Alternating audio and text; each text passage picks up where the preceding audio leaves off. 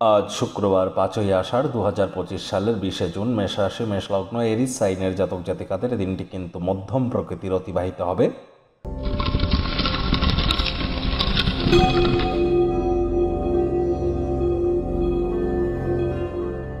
ভিডিওটির শুরুতেই স্ক্রিনে আপনারা দেখতে পাচ্ছেন দেবী মহালক্ষ্মীর গায়ত্রী মন্ত্র। ওম শ্রী মহালক্ষ্মী চ বিদ্মহে বিষ্ণুপত্নাই চ ধীমহি তন্নলক্ষ্মী প্রচোদয়াৎ। এটি আজ আপনারা সকাল দুপুর সন্ধ্যা 3 বেলায় 108 বার জপ করলে অত্যন্ত উপকৃত হবেন। বিশেষভাবে যারা আর্থিক কষ্টের মধ্য দিয়ে যাচ্ছেন এবং বিবাহের যোগ্যা হয়েছেন কিন্তু বিবাহ হচ্ছে না, তাদের ক্ষেত্রে কিন্তু এই মন্ত্রটি অত্যন্ত গুরুত্বপূর্ণ। ওই বৃহস্পতিবার করে কিন্তু লক্ষ্মীর পাঁচালি পড়ে কোনো লাভ হবে না, শুক্রবার আজ পড়ুন, এটি আপনাদেরকে বহুলাংশে উপকৃত করবে। আর এর সাথে সাথে যারা মহিলা আছেন সারাটা দিন আপনারা নিরামিষ খাদ্য খাবার খেয়ে সন্ধেবেলার সময় স্নান আদি সেরে সাজুগুজু করে আপনারা লাল বা সাদা এই দুই কালারের মধ্যে যে কোনো কম্বিনেশনের ড্রেস পরে লাল আসনে বসে লক্ষ্মীর পাঁচালি আপনারা পাঠ করুন, এটি আপনাদেরকে বহুলাংশে উপকৃত করবে। স্নানের জলে হাফ কাপ কাঁচা দুধ, গোলাপ জল অথবা আতর ইত্যাদি দিয়ে স্নান করতে পারেন।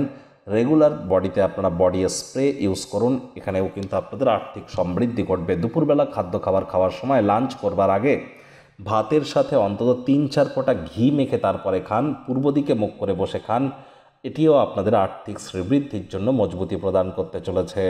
বলছে 5 আউট অফ 10 ভাগ্য আপনাদের অনুকূলেই থাকবে। দেখুন দিনটি চড়াই উতরাইয়ের মধ্য দিয়েই অতিবাহিত হতে চলেছে।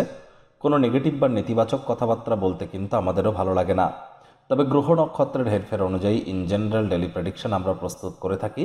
যাদের চন্দ্র রাশি মেষ অর্থাৎ মুন সাইন এরিজ, এই গণনা তাদেরই কিন্তু অধিকাংশ ক্ষেত্রে খাটবে। আজ অতিরিক্ত তেল মাল মশলাযুক্ত খাদ্য খাওয়া এড়িয়ে চলুন। কায়িক পরিশ্রমের কারণে শরীরে ক্লান্তি আপনারা অনুভব করতেই পারেন। ওজন বুঝে ভোজন গ্রহণ করুন। রাস্তাঘাটে সাবধানে গাড়ি ঘোড়া চালান।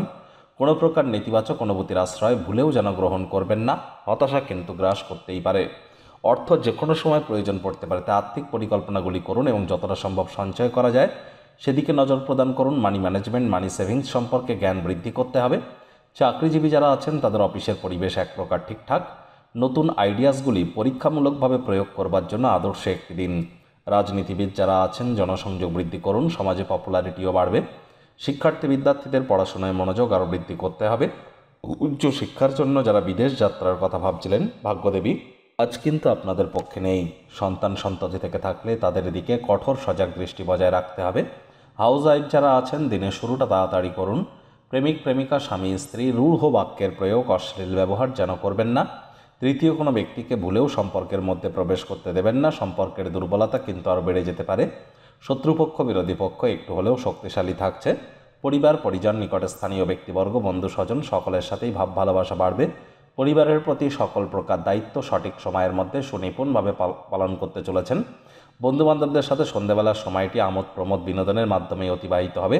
তবে অতিরিক্ত অর্থের অপচয় করা থেকে বিরত থাকুন।